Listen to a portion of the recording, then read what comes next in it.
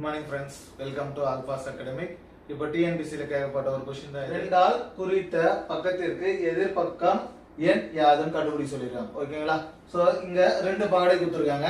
ஒரு பகடைனா நமக்கு ரொம்ப ஈஸி. ரெண்டு பகடை என்னது இதுவும் ஈஸி தான். இங்க என்ன கொடுத்திருக்காங்க அப்படினாக்கா இது ரெண்டுத்துலயும் எது காமன் நம்பர்னு பார்க்கறோம்.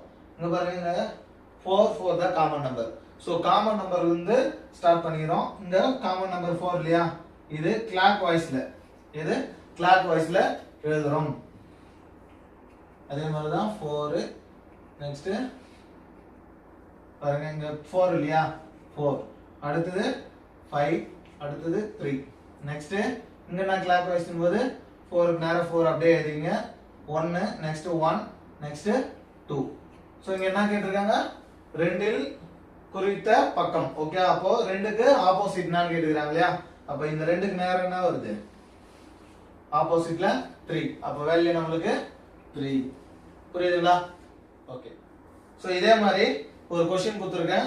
5க்கு குறித்த பக்கத்திற்கு எதிரில் என்ன இருக்குன்னு கண்டுபிடி சொல்லிருக்கேன். இந்த வேல்யூவை கண்டுபிடிச்சிட்டு நமக்கு ஆன்சரை கமெண்ட் பண்ணுங்க. நம்ம சேனலை சப்ஸ்கிரைப் பண்ணுங்க. இந்த வீடியோவை ஷேர் பண்ணுங்க. நன்றி.